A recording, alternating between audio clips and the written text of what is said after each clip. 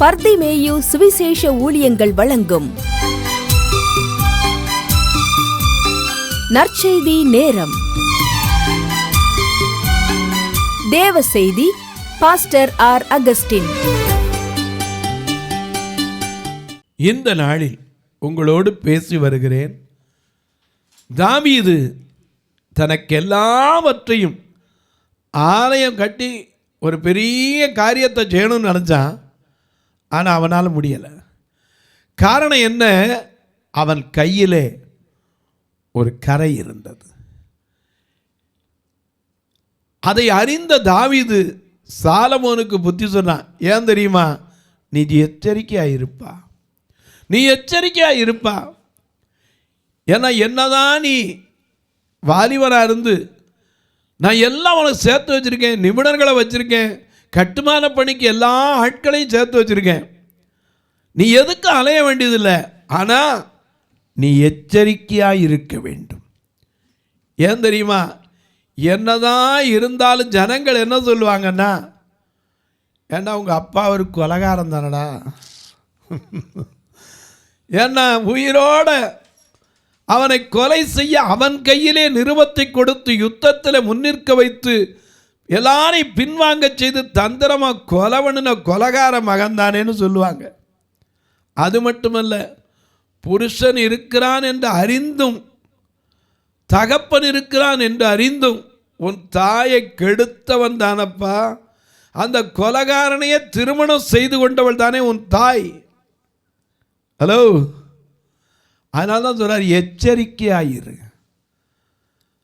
நான் தான் தவறி போயிட்டேன், நீ எச்சரிக்கையாயிருந்தார். வாசிங்க, உங்களுடைய வேதத்தை திருப்பிக் கொள்ளுங்க. 1 நாளாகமம் 28ஆம் அதிகாரம் 9வது 10வது வசனத்தை திருப்பிக் கொள்ளுங்களா? அப்படி எல்லாரும் திருப்பி எடுக்கிற வரைக்கும் பாடுமா?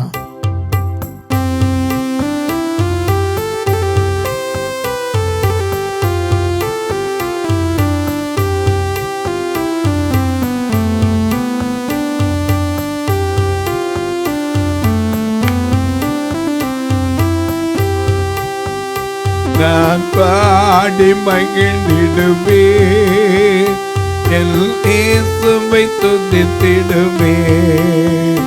நான் பாடி மகிழ்ந்திடுவே, என் இயேசுவை துதித்திடுவே. என் ஜீவிய காலமெல்லாம் அவர் பாதத்தில் அமர்ந்திருப்பேன். என் ஜீவிய காலமெல்லாம் அவர் பாதத்தில் அமர்ந்திருப்பேன். நான் நேசிக்கும் தேவன் சுயென்றும் ஜீவிக்கிறார். அவர் நேற்றும் என்றும் நாளை என்றும் மாறாதவர். நேசிக்கும் தேவன் இயேசு என்றும் ஜீவிக்கிறார். அவர் நேற்றும் என்றும் நாளை என்றும் மாறாதவர்.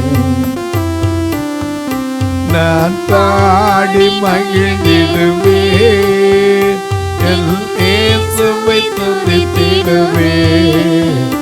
நான் பாடி மகிழ்ந்திடுவே, என் இயேசுவை துதித்திடுவே.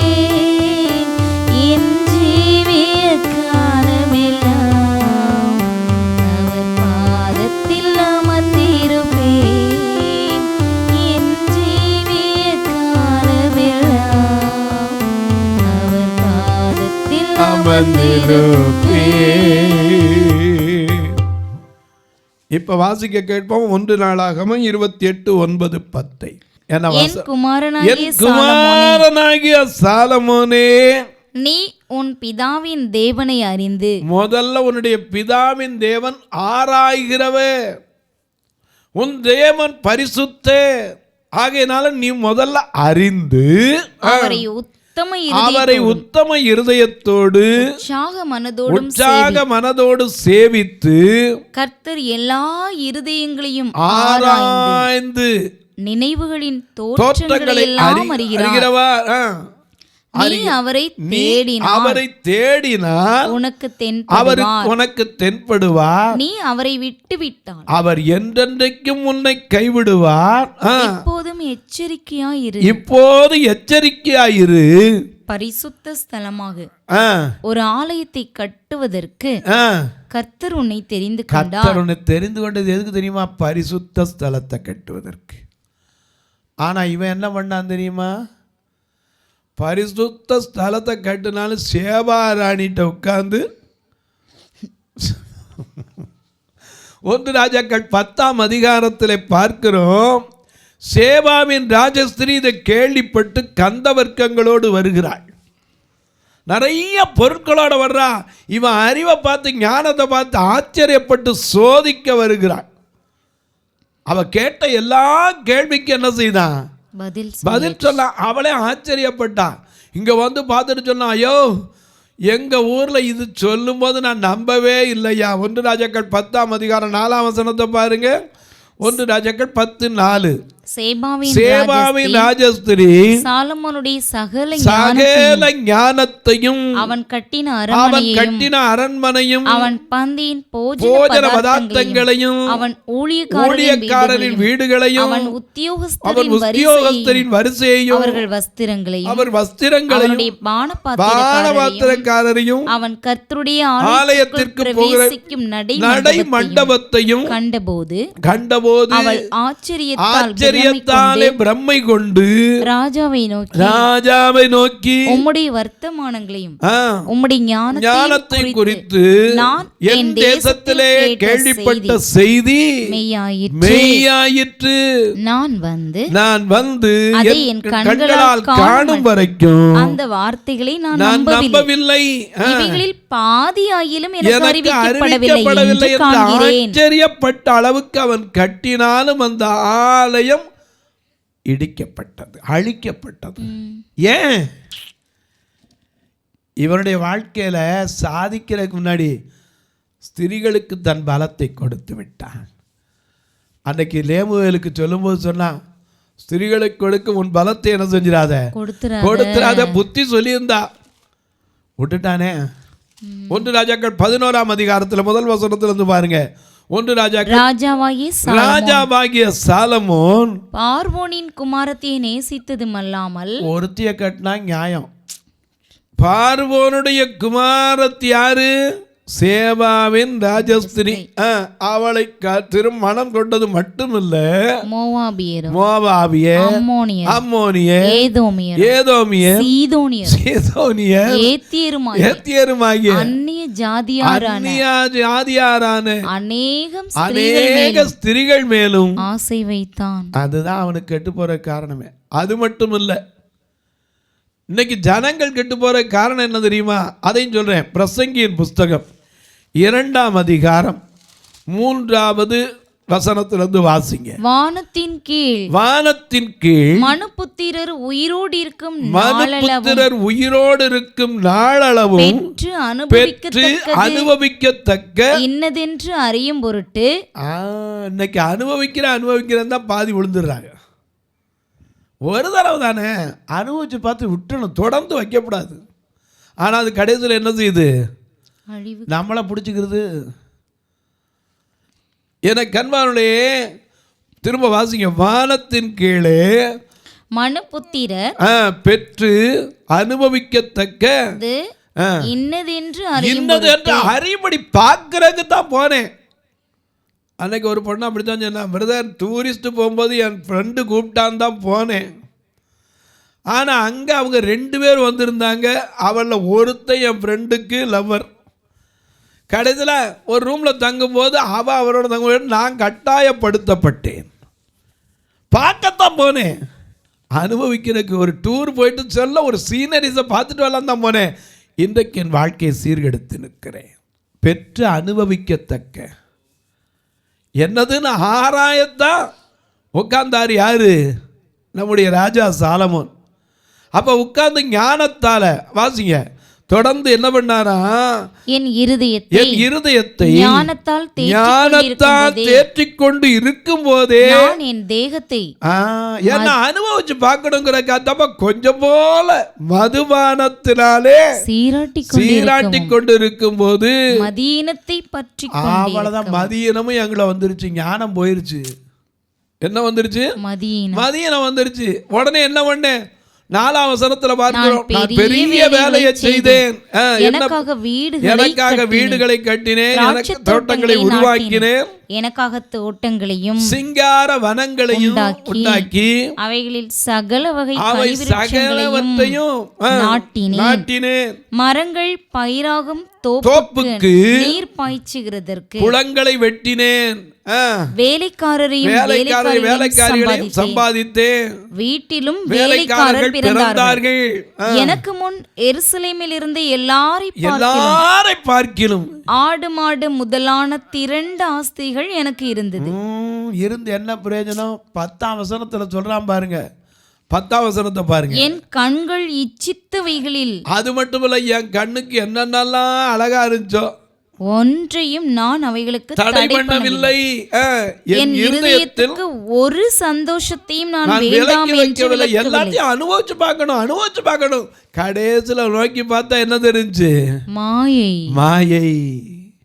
எல்லாம் மாயையும் மனதுக்கு சஞ்சலம். ஆமா, அத முழுசா அழகா வாசிங்க. கரெக்டா 10-11 வசனத்தை. என் கைகள் செய்த சகல வேலைகளையும் நான் பட்ட எல்லா பிரயாசத்தையும் கண்ணோக்கி பார்த்தேன். இதோ எல்லாம் மாயையும் மனதுக்கு சஞ்சலமாய் இருந்தது. சூரியனுக்கு கீழே பலன் ஒன்றும் இல்ல. அப்புறம் என்ன தனக்கு பார்த்து இந்த இடத்துல அனுபவிக்க என்னத்தை அனுபவிச்சான்? இன்னைக்கு அப்படித்தான் பார்க்கணும், அனுபவிக்கணும். வாலிப பிராயத்தில் அதுதாங்க அநேக பிள்ளைகள் கெட்டு போறதுக்கு காரணம். ஒரு தடவை தாண்டி இதில் என்ன தப்பு இருக்கு? ஒரு தடவை பண்ணினாலும் தப்பு தான். எனக்கு அன்பானவர்களே, ஒரு தடவை பண்ணுற தப்புனாலும் இன்னைக்கு எத்தனை நேரம் மனசில் வாதிக்கப்படுகிறது, வெளியே தெரியாமல் இருக்கலாம். ஒரு சமயத்தில் இப்படி தான் ஒரு பெண் சொன்னாள், என்னிடத்துல ஃபோன் பண்ணி அழுதா. எதுக்குமான்னு கேட்டேன். ஐயா, நான் ஒரு வாலிபனை நம்பி என்னை கொடுத்து விட்டேன், இப்பொழுது நான் கருவுற்றேன், கடைசியில் அது ஊருக்கு தெரியக்கூடாதுன்னு அந்த பிள்ளையை கொன்னுட்டேன். இப்போ அந்த பிள்ளை என் கனவுல வந்து கேட்குது, அம்மா என்னைய அழிச்சு ஏம்மா கொன்ன, நான் என்ன பாவம் பண்ணேன்னு கேட்குது. தினம் எனக்கு தூக்கம் இல்லை. நாம் செய்கிற பாவம் அநேக நேரங்களில் நமக்கு தெரியறதில்லை. நாம் செய்கிற காரியங்கள் எப்போ தெரியுமா? நமக்கு சில நேரத்தில் நம்ம அறியாமது நம்மை குற்ற உணர்வை கொடுக்கும்.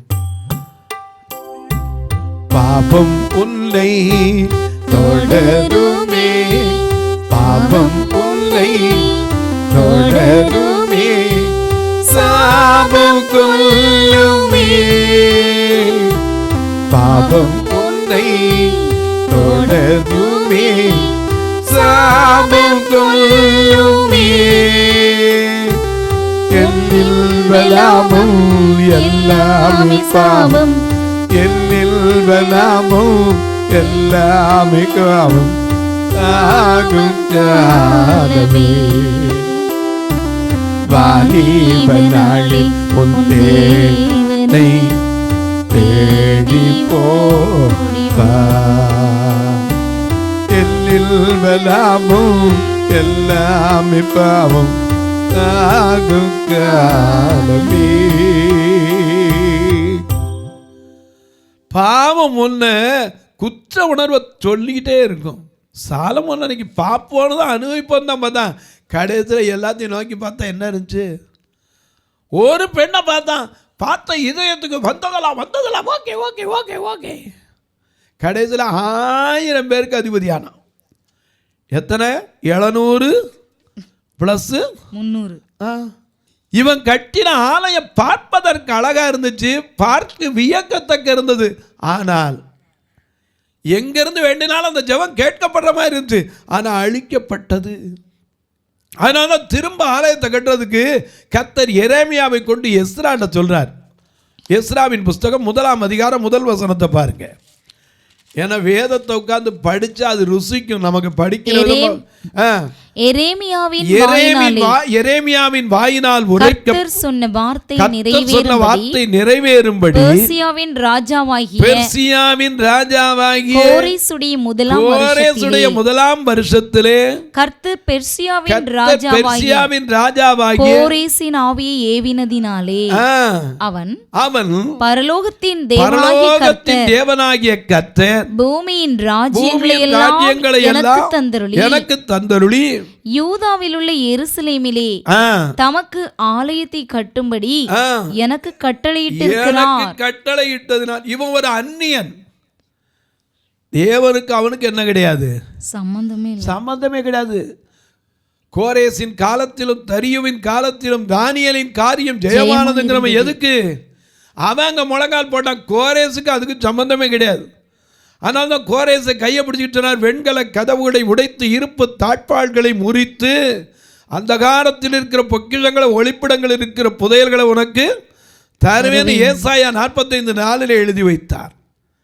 இந்த கோரேசுக்கு பரலோகத்தின் தேவனுக்கு ஒரு ஆலயத்தை கட்ட வேண்டும் சொன்னது மட்டுமல்ல, அவன் அறைகூவல் விடுத்தான். போறவங்க போங்க, கொடுக்கிறவங்க கொடுங்க, எல்லாம் அறைகூவல் விட்டான். ஆனால் அந்த ஆலயம் கட்டி முடிக்கப்பட்டது, அலங்கங்கள் இடிபட்டு தான் கிடந்துச்சு. அவனாலையும் செய்து முடிக்க முடியல. உடனே அங்கிருந்து கர்த்தர் அடுத்து யாரை கொண்டு சொன்னார்? நெகேமியாவுக்கு. நெகேமியா 1ஆம் அதிகாரம் 3ஆம் வசனத்தை பாருங்க. அங்கே செய்தி வருகிறது.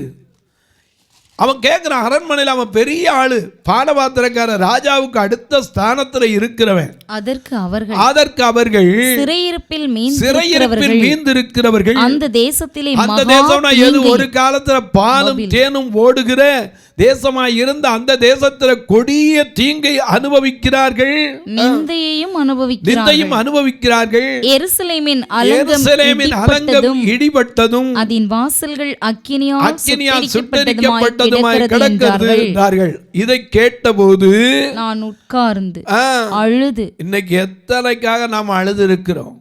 அதனாலதான் புலம்பல் 2:19 வாசிக்கிறோம். எழுந்திரு, ராத்திரியிலே முதற் சாமத்திலே கூப்பிடு, ஆண்டவரின் சமூகத்தில் உன் இருதயத்தை தண்ணீரை போல ஊற்று. ஏன்னா ஆத்துமாக்கள் தெருக்கல்ல கிடக்குது. இவ சொன்னா அலங்கம் இடிக்கப்பட்டதை ஒரு மகா நிந்தையை அனுபவிக்கிறார்கள் சொன்ன உடனே பானபாத்திரக்கார சுகமா இருந்தவன் ஆனா அழுறானே. ஏன் இன்றைக்கு நாம் எத்தனை பேர் சுகமாய் இருக்கிறோம்? தேசத்திற்காய் கதறி இருக்கிறோமா? சுகத்தை விட்டு கொடுத்தா தாங்க நாம் செய்து முடிக்க முடியும். இன்னைக்கு நான் கண்ணு தெரியல, என்னால் என்ன முடியும், என்னால் ஒண்ண முடியும்னு உட்கார்ந்துருந்தா ஒன்றுமே செஞ்சுருக்க முடியாது. 2 ஆலயத்தை இப்படி உருவாக்கி இருக்க முடியும்? இன்னைக்கு வரைக்கும் வயசான காலம் வரைக்கும் ரோட்டை பிரசங்கம் பண்ணுறது கூட ஒரு வீட்டில் சேர் கேட்குற கூட நான் தட்டுற சங்கடப்படுவேன். நான் என்ன தான் சொல்லிக்கிட்டு இருக்கேன், வண்டிக்குள்ளே ஒரு சேர் எடுத்து போட்டுருங்கப்பா. ஏன்னா இருக்கிற வரைக்கும் அவருடைய நாமத்தை என்ன செய்யணும்? சொல்லணும். எனக்கு அன்பார்களே, நான் என் குறைய நினச்சிக்கிட்டு இருந்தால் இன்னைக்கு 2 ஆலயத்தை சாதிச்சு காட்டியிருக்க முடியாதுங்க. இந்த பார்வையற்ற மக்கள் எத்தனையோ பேர் ரட்சிப்புகளை நடத்தியிருக்க முடியாது. சாதிப்பதற்கு நாம் சுகத்தை விட்டு கொடுக்கணும், சுயத்தை அழிக்கணும். எல்லாருக்கும் குடும்பம் இருக்குதான். இன்னைக்கு குடும்பத்தை நடத்த தெரியாதவங்க கண்காணி இல்லைங்கிறாங்க. ஆனால் குடும்பத்தை நேசிக்கணும் உண்மை. ஆனால் அதே சமயத்தில் ஆண்டவருக்காக வரும்போது யார் வர முடியும்? என்னோட தகப்பனையாவது, தாயையாவது, மகனையாவது, மகளையாவது, சகோதரனையாவது, சகோதரியவாது என்னிலும் அதிகமாய் நேசிக்கிறவன் எனக்கு அப்பதான் நாம சாதிக்க முடியும். இந்த நெகேமியா சொகத்தை வெறுத்தான். பானபாத்திரக்காரன், ராஜாவுக்கு அடுத்த இடத்துல இருந்து பானபாத்திரம் கொடுக்கிறவன். அவன் பார்த்து குடிச்சிட்டு கொடுக்கணும். ஆனால் அவன் ராத்திரி முழுக்க அழுதான், இரவு முழுக்க அழுதிருந்து உபவாசம் பண்ணி தேசத்துக்காக ஜெபம் பண்ணாங்க. ராஜாவுக்கு காலையில் பானம் கொடுக்க போகும்போது அவர் கேட்குறாரு, ராஜஸ்திரியும் பக்கத்தில் உட்காந்துருக்கா. அப்போ அவர் கேட்குறாரு, எப்பா உனக்கு எந்த நோயுமே இல்லையே, நீ ஏன் துக்கமாக இருக்க? மனதின் துக்கம் யாருக்கு தெரியும்? நோய் இருந்தால் வெளியே தெரியும். மனதில் இருக்கிற துக்கம் யாருக்கு தெரியும்? இன்னைக்கு எத்தனையோ பேர் ஐயா சாதிக்க முடியாதபடிக்கு தனக்குள் இருக்கிற துக்கத்தை யார்ட்டையும் சொல்ல முடியாமல் தவிக்கிற நிலை ஆண்டவர் அறிவார். இன்னைக்கு அநேக நேரங்கள் அதுதான் பிரச்சனை. ராஜா கேட்குறாரு, உனக்கு என்ன பண்ணணும்? என் ஜனங்கள் தீங்கு அனுபவிக்கிறாங்க, அலங்க சுட்டரிக்கப்பட்டு கிடக்கு, பெரிய வேலை என்னை அனுப்புகிறான், எனக்கு ஒரு வாய்ப்பு மட்டும் இருந்தால் போயிட்டு வருவேன். ராஜா கடிதமெல்லாம் கொடுத்து அவனுக்கு எல்லா ரெக்கமெண்டேஷன் கொடுத்தாருப்பனா. ஆனால் அவன் எப்படி வாழ்ந்தான் அப்படி மட்டும் சொல்ல போகிறேன். ஏன்னா எல்லாத்தையும் சொல்ல உங்களுக்கு நேரம் இல்லை. இந்த செய்தியை சொன்னால் 2 நாள் உட்கார்ந்து உங்களுக்கு பேசணும். எரேமியாவின் புஸ்தகம் 4ஆம் அதிகாரம் 23ஆம் வசனத்தை வாசிக்க கேட்போம். அவன் எப்படி இருந்தான் என்பதற்கு ஒரு அடையாளம். நானாகிலும் என் சகோதரராகிலும் என் வேலைக்காரராகிலும் என்னை பின்பற்றி காவல் காக்கிற சேவகராகிலும் எங்கள் வஸ்திரங்களை களைந்து போடாதிருந்தோம். நம்ம இன்னைக்கு ஒரு நாளைக்கு சட்டம் மாத்திரம்னா புலம்பி தைச்சிருவோம். ஆண்டவருக்கு அவன் வஸ்திரத்தை கூட களைந்து போடலை. ஏன்னா மறு வஸ்திரம் இல்லாம களைந்து போடாமல் இருந்தோம். அவரவருக்கு ஆயுதமும் தண்ணீரும் இருந்தது. 5ஆம் அதிகாரம் 14ஆம் வசனம் வாசிங்க. நான் யூதா தேசத்திலே அதிபதியாய் இருக்கும்படி ராஜாவாகிய அர்த்தசஷ்டா எனக்கு கற்பித்த நாளாகிய அவருடைய 20ஆம் வருஷம் தொடங்கி அவருடைய 32ஆம் வருஷம் வரைக்கும் இருந்த 12 வருஷம் வரைக்கும் நானும் என் சகோதரரும் அதிபதிகளுக்கு கொடுக்கிற அரசாங்க உதவித்தொகை கூட வாங்கி சாப்பிடவில்லை. எனக்கு முன்னிருந்த அதிபதிகள் ஜனங்களுக்கு பாரமாய் இருந்து அவர்கள் கையிலே அப்பமும் திராட்சரசமும் வாங்கினதும் அல்லாமல் 40 சேக்கல் வெள்ளியும் வாங்கி வந்தார்கள். அவர்கள் வேலைக்காரர் முதலாய், அவங்க மட்டும் இல்ல, வேலைக்காரர் முதலாய் ஜனங்கள் மேல் அதிகாரம் செலுத்தினாங்க. நானோ தேவனுக்கு பயந்ததினால் அப்படி செய்யவில்லை. ஒரு வயலையாவது நாங்கள் கொள்ளவில்லை. அந்த அலங்கத்தின் வேலையிலே முயன்று நின்றேன். என் வேலைக்காரர் அனைவரும் கூட்டமாய் அந்த வேலைக்கு கூடி வந்தார்கள். ஐயா, அதனாலதான் அலங்கத்தை கட்டுவதற்கு எழுந்து வாங்கன்னு கூப்பிடலாம். செய்து முடிக்க வேண்டிய வேலை இன்னும் எவ்வளவோ இருக்குது இந்த பூமியில். அநேக ஊழியக்காரர்கள், தீர்க்கதரிசிகள், அப்போஸ்தலர்கள்லாம் வந்துட்டாங்க. ஒன்றுக்காகாத என்ன போலையும் ஆட்கள் இருக்கிறாங்க. ஆனால் எல்லாரும் சேர்ந்து செய்து முடிக்கணும் அப்படின்னு நினச்சோம்னா, ராஜாவின் கட்டளை செய்து முடிக்கணும், இந்திய தேசத்தில் எழுப்புதல் வரணும். பாருங்க இல்லையா? எழுப்புதல் தேசத்திலே என் கண்கள் காண வேண்டும். எழுப்புதல் என் இந்தியாவில் என் கண்கள் காண வேண்டும். தேவா கதறுகிறே, தேசத்தின் மேல் மனமிரங்கும். தேவா கதறுகிறே, தேசத்தின் மேல் மனமிரங்கும். முதல் என் தேசத்திலே கண்கள் காண வேண்டும். எழுப்புதல் என் தேசத்தில் என் கண்கள் காணணும்னா நான் என் சுயத்தை வெறுக்கணும், என் மாம்சீக இச்சைகளை அடக்கணும், கர்த்தருக்காக உடனும் இல்லை. ஒரு தரம் சறுக்கிட்டேன்னா அந்த சறுக்குதலேருந்து அந்த குற்ற உணர்வை என்ன செய்யும்? என்னை கொல்லும். தாவீது கட்ட நினைச்சான், முடியலை. சாலமோன் கட்ட நினைச்சான், ஆனால் கட்டுனா ஆலயம் அழிக்கப்பட்டது, அலங்கம் இடிக்கப்பட்டது. எஸ்ரா எவ்வளவோ முயற்சித்தான், ஆனால் அவனால் ஆலயத்தை கட்டுனா அலங்கம் இடிக்கப்பட்டு தான் கிடந்தது.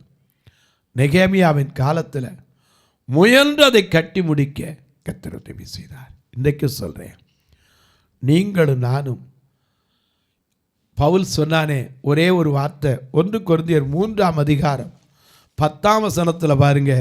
அவர் சொல்றாரு, ஒரு சிற்ப ஆசாரியாக ஒரு மாளிகை, ஆவிக்குரிய மாளிகை கட்டி எழுப்ப, 1 கொரிந்தியர் 3:10, எனக்கு அளிக்கப்பட்ட தேவ கிருபையின்படி புத்தியுள்ள சிற்பாசாரியைப் போல அஸ்திபாரம் போட்டேன்.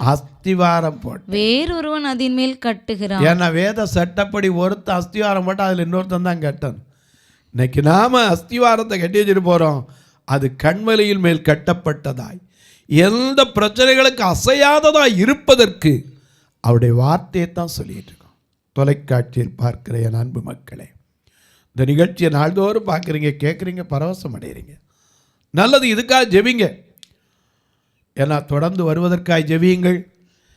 எங்கள் ஆலயத்தில் எப்போவும் சொல்ல, எத்தனையோ கட்டுமான பணிகள் பாதியில் இருக்குது. வர்றவங்க பூரா பார்வை இல்லாதவங்க.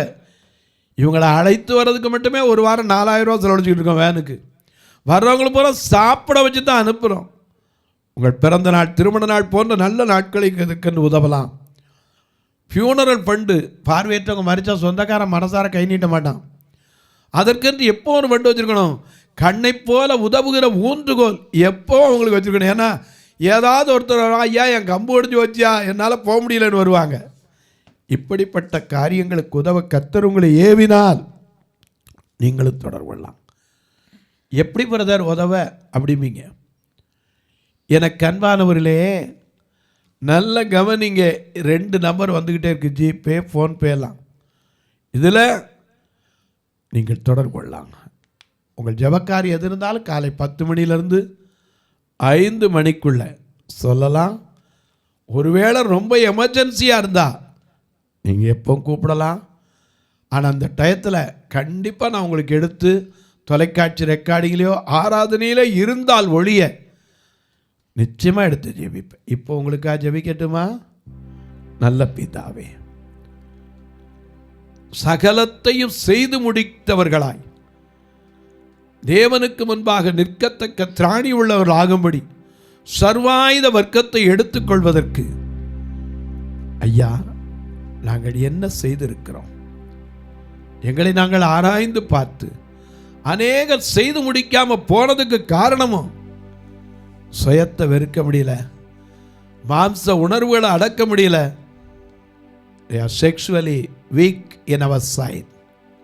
Not only that, we are, that is mine என்று என்னுடைய எனக்கு என்று எதை செய்தாலும் கடைசியில் நோக்கி பார்த்தா absolutely wrong. உடைய கரத்தில் அர்ப்பணிக்கிறோம்.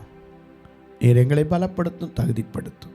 இயேசுவின் நாமத்தில் ஜெபிக்கிறேன் நல்ல பிதாவே, ஆமென். சபை ஆராதனை ஞாயிறு காலை 10 மணி முதல் 12 மணி வரை. இடம் பர்திமேயு சுவிசேஷ ஆலயம், அன்னை சத்யா நகர், இளமனூர் அஞ்சல், சக்கிமங்கலம் வழி, மதுரை மாவட்டம். பின்கோட் 625201 மற்றும் பர்திமேயு சுவிசேஷ ஜெப வீடு, flat number 107, Eden garden, Muthur, Tirunelveli. Pincode 627011. சிறப்பு உபவாச கூட்டம் ஒவ்வொரு மாதமும் 2வது சனிக்கிழமை காலை 10 மணி முதல் 1 மணி வரை நாகர்கோவில் YMCA ஹாலில் வைத்து நடைபெறுகிறது. மற்றும் ஒவ்வொரு மாதமும் 4வது சனிக்கிழமை காலை 10 மணி முதல் 1 மணி வரை திருநெல்வேலி புதிய பேருந்து நிலையம் அருகில் உள்ள கிரேஸ் ஹாலில் வைத்து நடைபெறுகிறது. எங்கள் எல்லா ஆராதனைகளிலும் கலந்து கொண்டு தேவனை மகிமைப்படுத்த அன்பாய் அழைக்கிறோம். உங்கள் உதாரத்துவமான காணிக்கைகளினால் இவ்வூழியத்தை தாங்க விரும்பினால் R. Augustine, account number 5021364331, IFSC code IDIB 000B066, Indian bank, BP Kulam, Madurai. GPay number 98421819117, BGM ministries மற்றும் 9442559772, பிளைண்ட் மினிஸ்ட்ரீஸ் அகஸ்டின். உங்கள் தொடர்புக்கு பாஸ்டர் R. அகஸ்டின், பர்திமேயு சுவிசேஷ ஊழியங்கள், நாகமலை, புதுக்கோட்டை, மதுரை 625019. தொலைபேசி எண்கள் 9842181917 மற்றும் 9442559772. கர்த்தர் தாமே உங்களை ஆசீர்வதிப்பாராக.